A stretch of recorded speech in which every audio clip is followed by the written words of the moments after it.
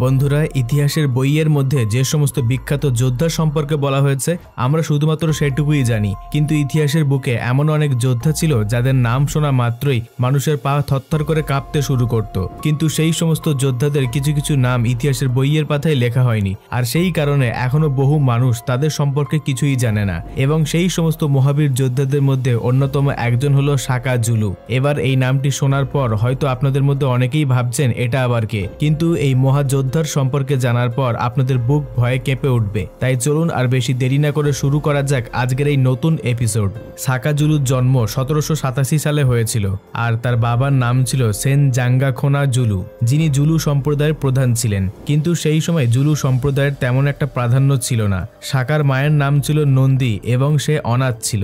সাকা যখন 6 বছর বয়সী তখন তার মা বাবার ডিভোর্স হয়ে যায় এবং তারা আলাদা থাকতে শুরু করে। সেই ঘটনার পর সাকার মা সাকাকে নিয়ে তার জন্মস্থান ল্যাংহিনিতে চলে যায় এবং তারপর থেকে সাকার পুরো ছোটবেলা সেখানেই কাটতে থাকে। কিন্তু সেখানেও সাকা আর তার মায়ের জীবন অতিষ্ঠ হয়ে ওঠে, কেননা যখনই সাকা সেই গ্রামের অন্যান্য ছেলে মেয়েদের সাথে খেলতে যেত তখনই তারা সাকাকে দেখে হাসাহাসি করত এবং তাকে অপমান করে সেখান থেকে তাড়িয়ে দিত।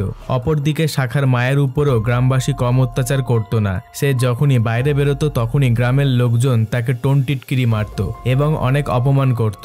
আর সহ্য করতে না পেরে একদিন যখন নন্দী এইসব কিছুর প্রতিবাদ করে তখন গ্রামের লোকজনেরা তাকে মিথ্যা অপবাদ দিয়ে সেই গ্রাম থেকে তাড়িয়ে দেয়, যার পর তারা রাস্তায় রাস্তায় ঘুরে বেড়াতে থাকে। একদিন মেথুয়া গোষ্ঠীর কয়েকজন তাদেরকে রাস্তায় খুবই খারাপ অবস্থায় পড়ে থাকতে দেখে এবং তাদেরকে সেখান থেকে নিজেদের জায়গায় নিয়ে যায়। এরপর সাকা সেখানেই বড় হয় এবং সে যখন 23 বছরের হয় তখন সেই সম্প্রদায়ের সর্দার তাকে নিজের সেনাতে সামিল করে নেয়। এরপর আগামী 6 বছর সে মেথুয়া সম্প্রদায়ের একজন সেনা হিসাবে নিজের সর্বস্ব দিয়ে লড়াই করে। সাকার শরীরের গঠন কোনো দৈত্যের থেকে কম কিছু ছিল না, কেননা সে সেই গোষ্ঠীর মধ্যে সব থেকে বড় এবং লম্বা চওড়া ছিল। একদিন সাকা খবর পায় যে তার বাবা মারা গেছে। এই খবর পাওয়ার পরে সাকা জুলু গোষ্ঠীর উদ্দেশ্যে রওনা দেয়, কিন্তু এইবার সাকার উদ্দেশ্য ছিল জুলু সম্প্রদায়ের উপর কব্জা করা। সাকা নিজের সেনাদের নিয়ে জুলু সম্প্রদায়ের কাছে যে নদী বইত সেই নদীর ধারে কব্জা করে সেখানে কড়া পাহারা দিতে শুরু করে। সে জানত যে যাবতীয় সমস্ত কাজের জন্য জল লাগবেই, আর জুলুদের কাছে জলের একমাত্র উৎস ছিল এই নদী। এরপর সেই নদীতে যারাই জল নিতে আসতো সাকা প্রথমে তাদেরকে নিজের সাথে যুক্ত হওয়ার প্রস্তাব দিত, আর যারা প্রস্তাবে রাজি হতো না তাদেরকে সেখানে গলা কেটে হত্যা করে সেই নদীর জলে ভাসিয়ে দিত। দেখতে দেখতে পুরো গ্রামে খবর ছড়িয়ে পড়ে যে সাকা তার সৈন্যবাহিনী নিয়ে নদীর ধারে কব্জা করেছে। প্রায় 24 দিন অবধি সাকার এই তাণ্ডব চলে, আর এই কদিনে সাকা এতজন জুলু সম্প্রদায়ের লোককে হত্যা করেছিল যে সেই নদীর জল পুরো লাল হয়ে যায়। অবশেষে জুলুরা নিজেদের হার স্বীকার করে এবং সাকাকে নিজেদের সর্দার হিসেবে মেনে নেয়।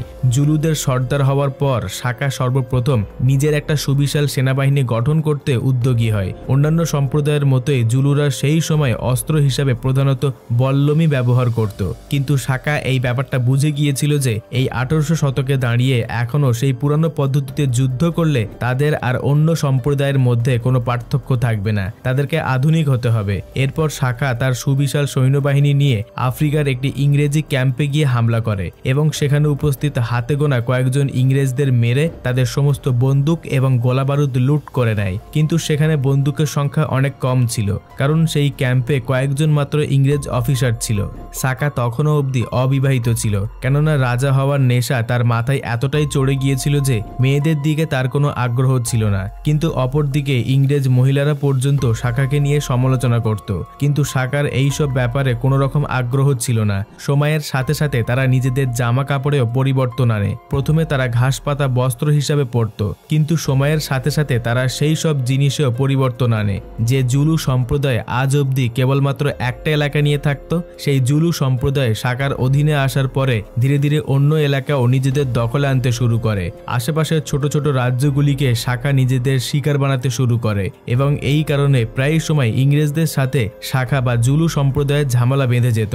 কিন্তু সাকাকে সামনাসামনি কিছু বলার সাহস তখনও কোনো ব্রিটিশ অফিসারের মধ্যে ছিল না। তখনকার ব্রিটিশ কমান্ডারও সাকার সামনে ভয়ে কাঁপত। ধীরে ধীরে সাকা নিজের রাজত্ব বাড়াতে থাকে। সাকার এই অগ্রগতি দেখে ব্রিটিশ কমান্ডার একদিন তাকে মারার জন্য সেনা পাঠায়, কিন্তু সেই সেনা আর কখনো ফিরে আসে না। এই ঘটনার পর প্রতিশোধ নিতে সাকা ইংরেজদের উপর হামলা করে এবং কমান্ডারের ক্যাম্পে ঢুকে তাকে হত্যা করে আর অর্ধেক ক্যাম্প নিজের দখলে নিয়ে নেয়। ক্যাম্পে কবজা করার পর শাখা কমান্ডারের দুইজন বউকে ব্রিটেনে ফিরে যেতে বলে, কিন্তু তারা আগে থেকেই শাখার উপর দুর্বল ছিল। শাখাও এই ব্যাপারটির আঁচ করে ফেলে, কিন্তু সে তাদেরকে প্রত্যাখ্যান করে না, কেননা শাখার মাথায় তখন দারুণ মতলব আসে। সে ভাবে যে সে এই দুইজন ব্রিটিশারদের সাথে ঘনিষ্ঠ সম্পর্ক তৈরি করে তাদের সাথে নিজেদের সন্তান জন্ম দেবে আর ব্রিটেনেও সে রাজত্ব করবে। কিন্তু তাদের সাথে সেই সব কিছু করার আগে শাখা তাদের সামনে কিছু শর্ত রাখে। শাখা তাদেরকে বলে যে তাদের সাথে শোয়ার বিনিময়ে তারা শাখাকে বন্দুক এবং কার্তুজ আর অনেক টাকা দেবে। কমান্ডারের দুই বউ শাখার প্রস্তাবে রাজি হয়ে যায়। এরপর থেকে প্রায় রোজ রাতেই শাখা তাদের সাথে রাত কাটাতো এবং কথা মতো তারাও শাখাকে বন্দুক, কার্তুজ এবং প্রচুর টাকা পয়সা দিয়ে ভরিয়ে দিত। কিন্তু এই ঘটনাটি যখন ব্রিটিশারদের কানে পৌঁছায় তখন তারা কমান্ডারের বউদেরকে দেশদ্রোহী বলে ঘোষণা করে এবং তার কয়েকদিনের মধ্যেই ব্রিটিশ সেনা পাঠিয়ে তাদের দুজনকে গুলি করে হত্যা করে। এর ফলে শাখার অর্ধেক প্ল্যান নষ্ট হয়ে যায়, কেননা শাখা যেমনটা ভেবেছিল তেমনটা হয়নি, কারণ শাখা তাদের সাথে কোনো সন্তান জন্ম দিতে পারেনি তখনও পর্যন্ত। কিন্তু অপরদিকে তারা শাখাকে যেসব বন্দুক, কার্তুজ আর যত টাকা পয়সা ততদিন দিয়েছিল তা দিয়ে শাখা নিজের সেনাবাহিনীকে আরো মজবুত করে তোলে। দিনের পর দিন শাখার এই রাজ্য জয়ের খিদে তাকে একটা জলজ্যান্ত শয়তানে পরিণত করেছিল। শাখার এই নির্মম রূপ দেখে সেখানকার হাতে গোনা কয়েকজন ইংরেজও সেই এলাকা ছেড়ে পালিয়ে যায়। এরপর জলুরা সেই জায়গায় একটা বিশাল কেল্লা তৈরি করে। শাখা নিজের বিশাল সেনাবাহিনীকে 4টি ভাগে ভাগ করে। সর্বপ্রথমে সামনে যে অংশ থাকতো তাদের হাতে থাকতো বল্লম এবং সেই বল্লমের ডগায় বিষ লাগানো থাকতো। তাদের পরে মাঝখানে 2 বিভাগ হামলা করত এবং সর্বশেষে যারা আসতো তাদের কাছে থাকতো বন্দুক। শাখার গঠিত এই সেনাবাহিনী এতটাই মজবুত ছিল যে এই সেনাবাহিনীর জোরে শাখা একটাও যুদ্ধ হারেনি।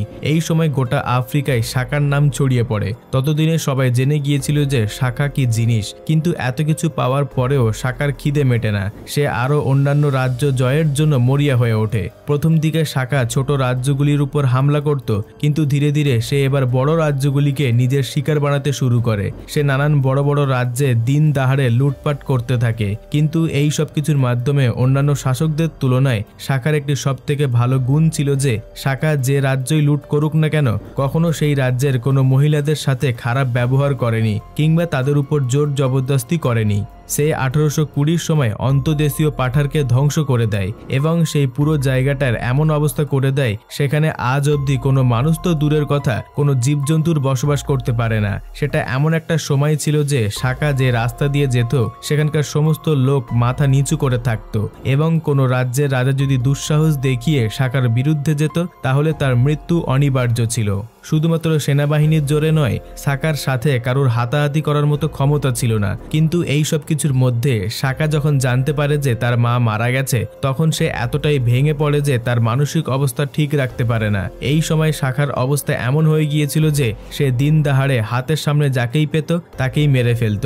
শাখার এই পাগলামোর শিকার হয়ে প্রায় 7000 জলু সাম্রাজ্যের লোক মারা যায়। নিজের সেনাদের আদেশ দিয়েছিল যে যাকে সামনে পাবে তাকেই মেরে ফেলো। শুধু মানুষ নয়, সে জলজ্যান্ত জানোয়ারদেরও মারতে শুরু করে। সে সবাইকে বোঝাতে চেয়েছিল যে মাকে হারানোর কষ্টটা কেমন হয়। ইতিহাসে ঘটে যাওয়া মর্মান্তিক কিছু ঘটনার মধ্যে এটা একটা। বলা হয়ে থাকে যে এই ভীষণ খুনের তাণ্ডবের পর পশ্চিম আফ্রিকার নদীর জল কয়েক বছর অবধি লাল ছিল, কিন্তু কয়েক বছর পর যখন শাখার মানসিক ভারসাম্য স্বাভাবিক হয় তখন সে আবারও নিজের রাজ্য বিস্তারের জন্য হাতিয়ার ওঠায়, কিন্তু এবার কেউ আর তার সাথ দেয় না। বলা হয়ে থাকে যে এরপর শাখা সেত নাজিরে চলে যায়। 22শে সেপ্টেম্বর 1828 সালে শাখার 2 জন সৎ ভাই সেই সাত নাজিরে তার হত্যা করে, কিন্তু শাখার ভয় তাদের মনে এতটাই ছিল যে সে একা আছে এটা জানার সত্ত্বেও তাকে মারার জন্য প্রায় 200 জন লোক নিয়ে গিয়েছিল। কিন্তু তার সত্ত্বেও শাখা তার শেষ নিঃশ্বাস অবধি তাদের সঙ্গে লড়াই করে এবং বলা হয়ে থাকে যে শাখার শরীরে অগন্তিকবার আঘাত করা হয় তবে গিয়ে তার মৃত্যু হয়। বন্ধুরা, এই ছিল শাখা জলু সম্পর্কে কিছু অজানা তথ্য। এই তথ্যপূর্ণ ভিডিওটিকে লাইক দিয়ে সকলের সঙ্গে শেয়ার করে দেবেন আর নিচে কমেন্টে যদি আপনার কোনো মতামত থাকে অবশ্যই জানাবেন। তবে যারা নতুন দর্শক সাবস্ক্রাইব করে আমাদের পাশে থাকবেন। সর্বশেষে থ্যাঙ্কস ফর ওয়াচিং।